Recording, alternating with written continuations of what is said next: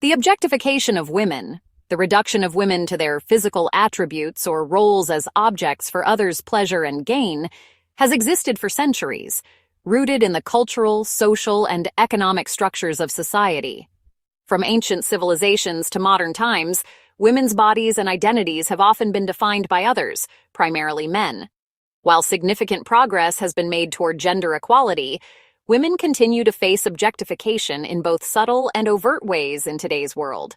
This objectification is not only psychological, but affects women on a daily physical level, shaping how they are perceived, treated, and even how they navigate society.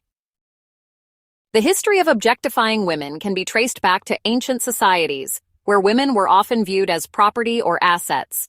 In ancient Greece and Rome, women had limited agency and were largely seen in relation to men, as wives, daughters, and mothers.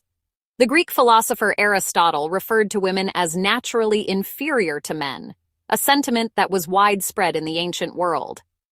In medieval Europe, women's value was similarly tied to their roles in the home and family, and the prevailing religious and cultural views saw women as temptresses or objects of male desire, epitomized in figures like Eve from the Bible. In these periods, women's bodies were regarded as vessels for reproduction and caretaking, with little regard for their personal autonomy or desires.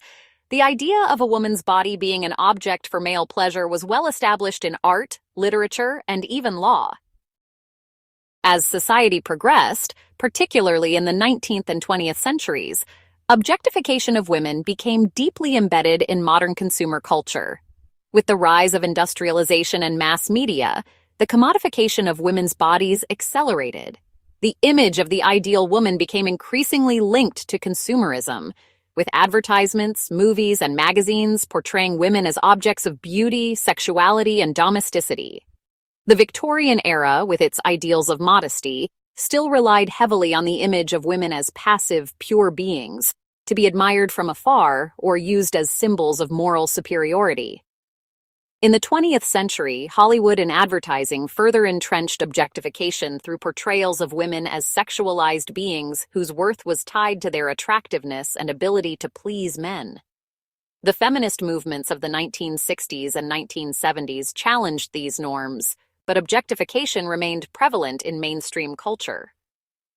By the 1990s and 2000s, it was amplified by the rise of the internet and the proliferation of sexually suggestive images of women in online spaces, which perpetuated the idea that women's value was largely derived from their looks and sexual appeal.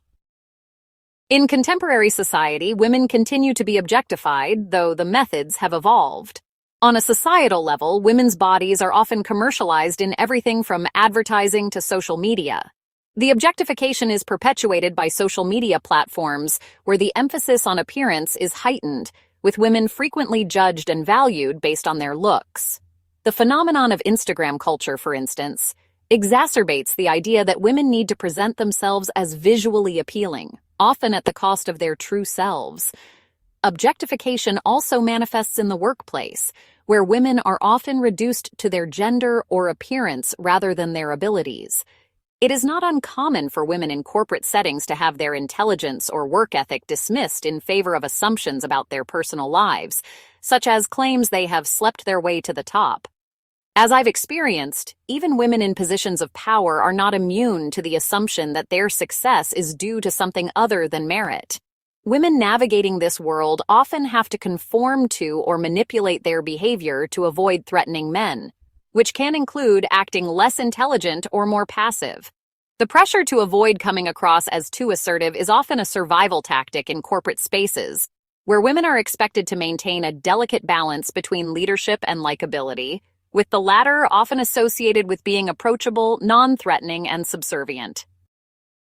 The objectification of women has profound psychological and physical effects.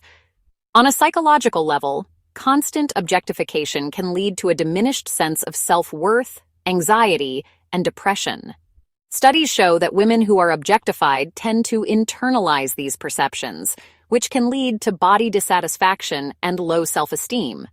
The objectification theory, proposed by psychologists Barbara Fredrickson and Tommy Ann Roberts, suggests that women who are objectified frequently experience what is known as self-objectification, where they view their own bodies from the perspective of others, which can result in emotional distress, eating disorders, and mental health struggles. Physically, the pressure to conform to objectified ideals can lead to harmful behaviors, including excessive dieting, cosmetic surgery, or extreme exercise routines. Women's bodies are often viewed as a site of constant transformation to meet cultural standards, which can affect their health. The reasons behind the objectification of women by men are complex and rooted in historical, cultural, and evolutionary factors. From a historical perspective, patriarchy has long conditioned men to see women as objects for their pleasure or for the benefit of their status. This is reinforced through media, where women are often depicted as the background or secondary characters whose roles revolve around supporting male heroes or serving as love interests. Evolutionary psychology offers another explanation, with some theorists suggesting that men may be biologically conditioned to view women in terms of their fertility and reproductive capabilities. While this is a controversial theory, it has been used to explain the focus on women's physical attributes, such as youth and beauty, which are culturally associated with fertility. However, objectification is not limited to men.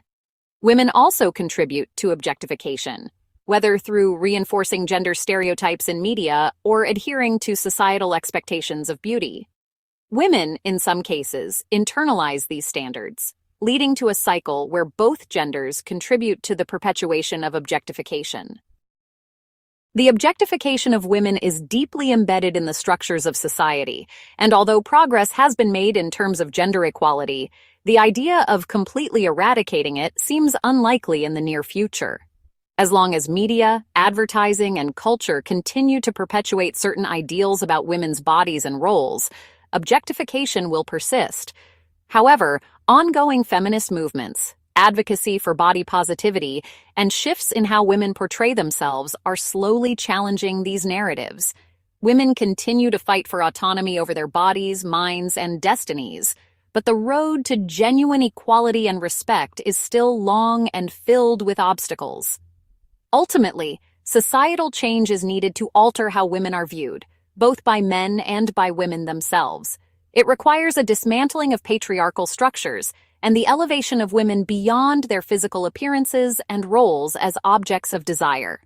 This is a necessary step toward achieving a world where women are seen as fully human, worthy of respect, dignity, and equality.